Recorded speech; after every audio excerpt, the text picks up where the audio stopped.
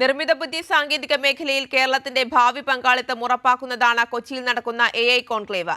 AI മേഖലയിൽ ഉണ്ടാകുന്ന വലിയ തൊഴിൽ സാധ്യതകൾക്കായി കേരളത്തെ സജ്ജമാക്കുകയാണ് ലക്ഷ്യം. ജനറേറ്റീവ് AIയുടെ ഹബ്ബായി കേരളത്തെ വളർത്താനും സാമ്പത്തിക വളർച്ചയെ ഉത്തേജിപ്പിക്കാനും കോൺക്ലേവ് വഴിയൊരുക്കും. നിർമ്മിത ബുദ്ധി മൂലമുണ്ടാകുന്ന തൊഴിൽ നഷ്ടത്തിന്റെ ആശങ്കയിലാണ് തൊഴിൽ മേഖലയെങ്കിലും അത് സൃഷ്ടിച്ചേക്കാവുന്ന അവസരങ്ങളിലാണ് കേരളത്തിന്റെ കണ്ണ്.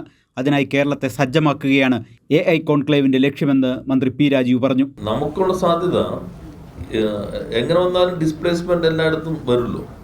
അപ്പോൾ അത് നമുക്ക് പുതിയ തൊഴിൽ സാധ്യത തുറന്നു തരും. പിന്നെ നമ്മുടെ എല്ലാ മേഖലയുടെയും മെച്ചപ്പെടുത്താൻ ഇത് ഉപയോഗിക്കാം.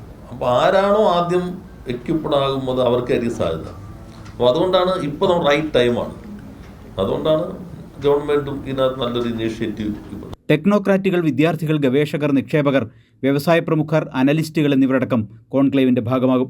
നിർമ്മിത ബുദ്ധി വ്യവസായങ്ങളിൽ ഉണ്ടാകാൻ പോകുന്ന മുന്നേറ്റത്തിൽ നാഴികക്കല്ലായി കോൺക്ലേവ് മാറുമെന്ന് IBM senior vice president Dinesh Nirmal പറഞ്ഞു. To include the students and educate them and promote that technology with them is the biggest accomplishment that no other country can do.